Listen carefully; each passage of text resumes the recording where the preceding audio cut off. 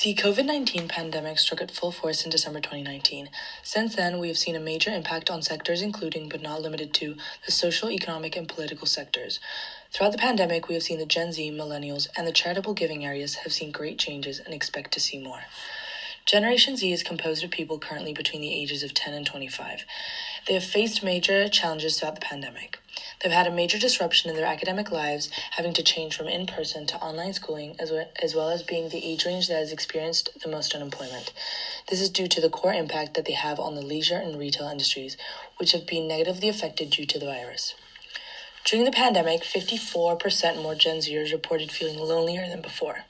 This is mainly a cause of the mandatory social distancing that went on during March through June 2020 and the limited social lifestyle that can be carried out caused by the imposition of social restrictions by the British government.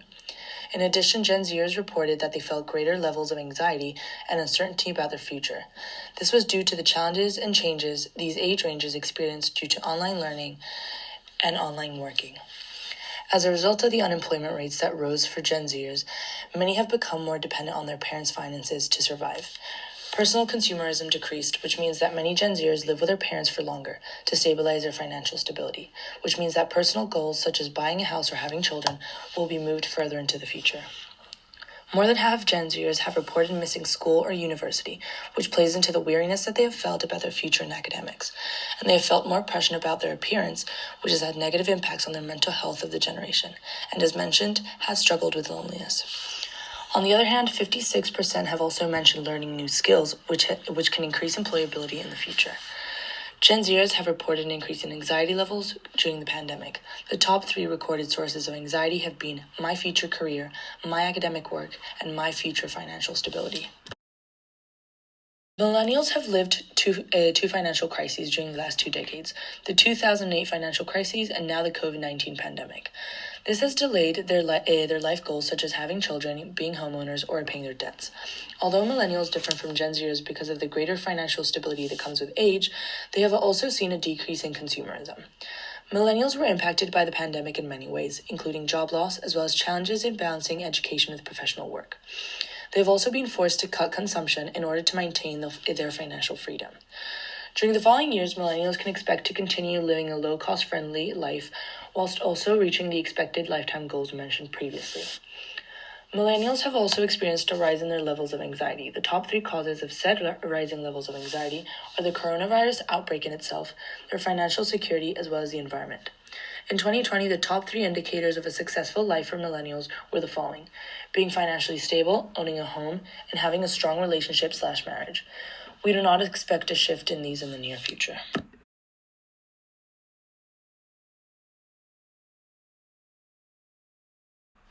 Last but not least, we have seen a huge impact on charitable giving.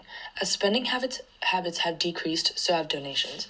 This has caused those that have online platforms to surpass those that do not, as well as meaning the disappearance of smaller charities that aren't able to acquire the necessary funds. Despite a decline in the number of donations, we have seen a rise in volunteer work, given the increase in free time. We have also seen an increase in donations in sectors such as the medical or pharmaceutical sectors. An example is NHS, which saw an increase in their donations.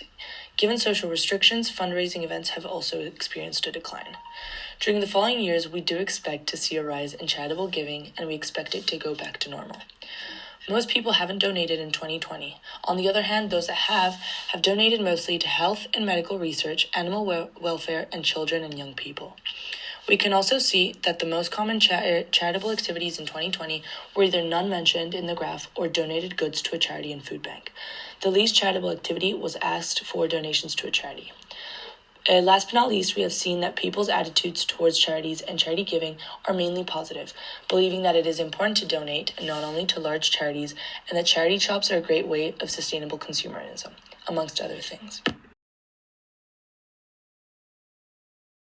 The marketing objectives that we aspire to achieve are the following. We want to shed light on the partnership between the Prince's Trust and Boots, as well as the individual partners.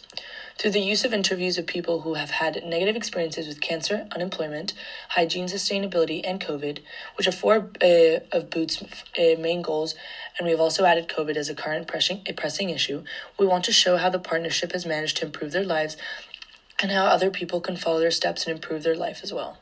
Our main objective is authenticity and aid, which is our main ethos throughout the campaign. Our strategy would be to find the best candidates from different backgrounds that have suffered from cancer, hygiene issues, unemployment, COVID, and the impact of lack of sustainability.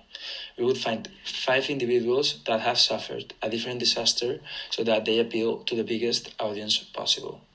With them, we would record a short interview with questions that appeal to the audience emotions with the intention of increasing awareness of the partnership on both individuals and communities. We would do this by asking them questions about their past and finding footage of the devastating experiences they have lived. Also, we would ask them how Boots and the Prince Trusts have helped them in many ways. Lastly, we would tell them to say where we all join for the final part of the ad. Out of all the footage, we would make individual videos for each character. These videos would be short, emotional, and easy to understand. The questions asked would be demonstrated in the ad through text, and there would be background music to make the video more appealing. At the end of each of the 5 interviews, the phrase "where we all join" would be displayed in the ad through text. This is our slogan to facilitate sharing the campaign in social media.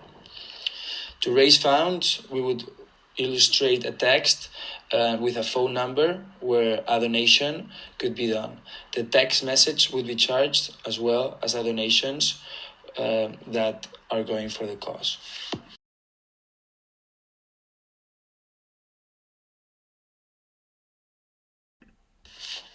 In order for our campaign to be effective, we would focus on reaching both millennials and Gen Z generations equally. This would be done through using different tools and different social media platforms that reach both generations.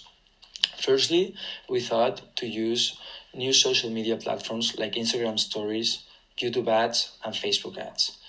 This is because in these platforms, there is a type of advertising where it's unskippable and the audience is forced to watch if they want to continue to use the social media platform.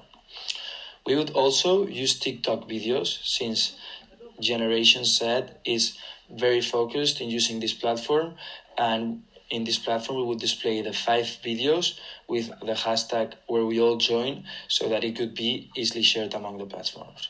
Also, we would use the digital versions of traditional newspapers around the UK so millennials would be reached.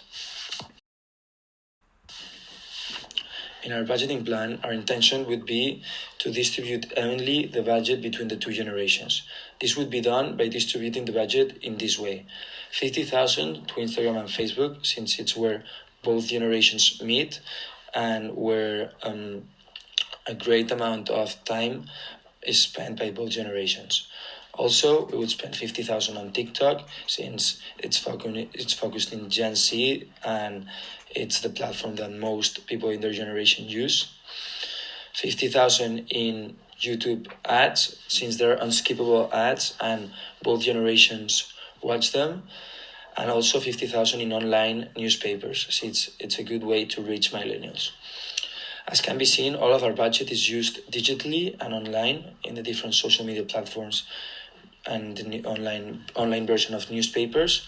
And also our ultimate goal would be that the hashtag where we all join would be shared for free in between the audience, and people could share their stories on how Boots and the Prince Trust have helped them. Also, this is only a draft of our budget since it will be used gradually. What I mean by this is that, for example, if after £20,000 were used, we saw that it was having a greater effect on Instagram and Facebook than online newspapers or TikTok, we would give a greater percentage of the funding to Instagram and Facebook, since it would probably be more successful and we would get better donations for the Prince Trust and Boots. In order to have a very effective marketing campaign, we would have to measure the effectiveness of the campaign constantly. This would be done through the reach, impressions, the times shared, the likes, the site traffic to routes, and the print's trust, the engagement in every social media, and most importantly, the quantity of donations received. It would be very important for this to be done constantly and in the early stages of the marketing campaign so that we could analyze the data and use our budget more effectively, maybe shifting some funding from one technique to another platform if it was being more effective in engaging people and getting more donations. To summarize, hashtag where we all join is the hashtag we will be using to promote the partnership and bring awareness to the cause. This will allow us to gain a greater momentum. We will conduct 5 separate interviews to shed light on the aid provided by the partnership between the Prince's Trust and Boots. For these 5 interviews, we will be interviewing 5 people from different backgrounds and ages. They will tell us their story about the issues they faced and how the partnership has helped them. The purpose of this is to appeal to the emotions of the audience and to reach a greater demographic based on the differences in race, age, and background of each interviewee. We will create a social media campaign promoting the interviews in diverse social media platforms that reach both Gen Zers and millennials. We will create a funding base through a telephone number that donors can text or call to donate to the cause. The call and text messages will be charged as well as the donations themselves. Both influxes of money will be donated to the cause. A budget of 200 grand pounds will be spent on social media advertising, 50,000 pounds on each platform. After significant data has been collected, we will redistribute the funding according to the social media platforms that have received a greater audience.